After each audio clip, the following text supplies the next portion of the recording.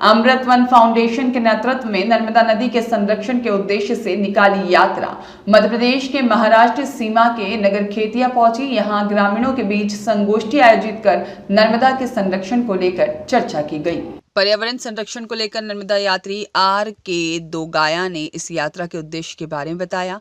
वरिष्ठ संपादक प्रहलाद शर्मा ने ग्रामीणों को नदियों तथा पेड़ पौधों का मानव जीवन में महत्व बताया। उन्होंने कहा कि हम नर्मदे हर बोलते हैं, इसका मतलब होता है कि नर्मदा मैया मेरे सारे दुख हर ले। लेकिन अब स्थिति थोड़ी उलट है। अब नर्मदा मैया हमें पुकार कर बोल रही है कि बेटा अब आप मुझे बचाओ, मैं खतरे में हूँ, मेरा अस्तित्व खतरे में है। श्री शर्मा ने नर्मदा की सहायक नदियों तथा नर्मदा के तटवर्ती किसानों द्वारा अपने खेतों की मेड़ों पर पौधारोपण करने जैसे विषय पर भी विस्तृत प्रकाश डाला।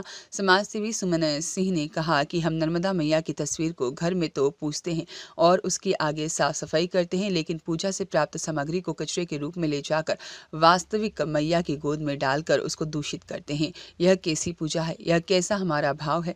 जो मैया अभी तक हमें बचाती आई है, हम उसी को बर्बाद कर रहे हैं। इस बात से प्रभावित होकर ग्रामीणों ने शपथ ली कि अब वह अपने घर की हवन पूजन सामग्री नदियों में प्रवाहित नहीं करेंगे। इतना ही नहीं बल्कि अपने घर का निस्तारित पानी भी घर पर सोखता गड्ढा खोद। संगोष्ठी दौरान प्रगतिशील कृषक अरविंद सारन ने सभी को इस यात्रा के उद्देश्य के बारे में बताया। हरदा जिले के पर्यावरण प्रेमी गौरी शंकर मुकाती द्वारा पिछले 30 सालों से पौधारोपण के क्षेत्र में कार्य किया जा रहा है।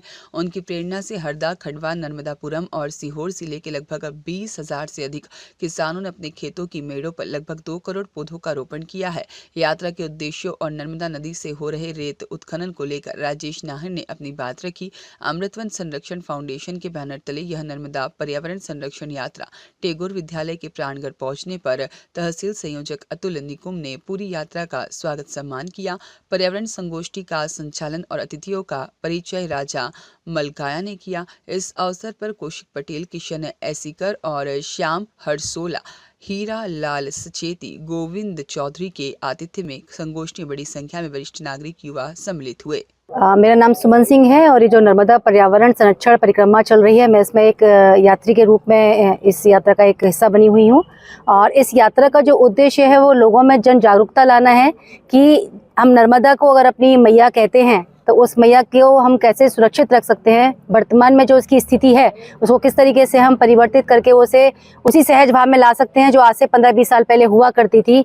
तो जो हम ही लोगों ने जो नर्मदा मैया की जो इस समय जो गत बना दी है उसको हम कैसे वापस से उसी रूप में ला पाएँ, पर्यावरण को लेकर किस तरीके से हमें आगे बढ़ना है, इस सब उद्देश्यों के लिए ये यात्रा निकाली जा रही है। और जन जागरूकता मैंने आपको बोला है क्योंकि है तो लोगों में जाके संगोष्ठी करना, उनके बीच में अपने विचार रखना और उनको प्रेरित करना कि वो भी इसका एक हिस्सा बने और हमारे यहाँ से गुजरने के बाद भी वो उस विचारधारा को अपने अंदर बनाए रखें और इस पे काम करना शुरू करें।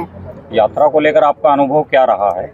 यात्रा को लेकर अनुभव मेरे लिए बहुत ही अनोखा अनुभव है। और अगर मैं नर्मदा नदी की अगर बात करूं, नर्मदा माँ की अगर बात करूं तो मुझे कुछ जगह पे बहुत ही दयनीय स्थिति में वो देखने को मिली और बड़ा दिल दुखी हुआ कि जिसका हम पानी पीते हैं, जिसको हम अपने पर गंगा की तरह छिड़क के अपने आप को पवित्र करते हैं, उसमें हमने महाबलेश्वर के आसपास देखा कि नालियों का पानी उसमें सीधा सीधा हमारी आंखों के सामने जा रहा था।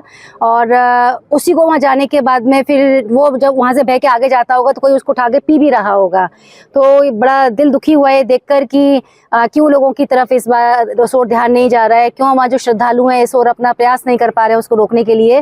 तो बहुत जागरूकता की और बहुत काम करने की ज़रूरत है। मैं प्रहलाद शर्मा इस नर्मदा पर्यावरण संरक्षण यात्रा का एक यात्री हूँ और यात्री के रूप में हम लोग जो है यहाँ पे सामान्य तौर पे जो यात्राएं होती है वो धर्म से ओतप्रोत होती है। इसको हमने पर्यावरण से जोड़ा है। पर्यावरण संरक्षण के रूप में नर्मदा को कैसे संरक्षित किया जा सके, ऐसे नर्मदा के तटवर्ती क्षेत्र के किसानों को लेकर के हम संगोष्ठियाँ कर रहे हैं। जगह जगह जहाँ भी जा रहे हैं वहाँ लोगों से मुलाकात कर रहे हैं। पूरे नर्मदा के तटवर्ती क्षेत्र में हम 50,000 हेक्टेयर रकबे में 50 करोड़ पौधे लगाने का लक्ष्य लेकर के ये काम चालू कर रहे हैं ताकि जो है यहाँ के किसानों को समृद्धि से जोड़ा जा सके। किसानों के मेड़ों के ऊपर उसकी सहमति से पेड़ लगाने का कार्य ये निजी भूमि पे करने का एक अनूठा प्रयोग किया जा रहा है, जिससे इन पौधों को लगा करके किसान की आर्थिक समृद्धि हो, आने वाले समय में किसान की स्वयं की भविष्य निधि हो, पर्यावरण संरक्षण हो और ये कार्बन क्रेडिट के क्षेत्र में भारत जो है विश्व का नेतृत्व कर पाए। इस दिशा में मध्य प्रदेश उसमें अपनी अहम भूमिका निभा पाए, इस दिशा में हम ये कार्य कर रहे हैं। यात्रा आपकी जहाँ जहाँ से आई है, उस यात्रा को लेकर आपका अनुभव क्या रहा? जहाँ यात्रा आई उसमें किसानों ने उत्साह दिखाया। जब हमने उनको वृक्षारोपण को लेकर के प्रेरित किया तो उन्हें बताया कि कैसे नर्मदा की सहायक नदियों को जीवित रखा जा सकता है, सदा नीरा बनाया जा सकता है, जिससे नर्मदा सदा नीरा रह सकती है। इस दिशा के ऊपर जो है हमने लोगों को प्रेरित किया, लेकिन नर्मदा जी की स्थिति को देख करके काफ़ी तकलीफ हुई। जितेंद्र जोशी की रिपोर्ट।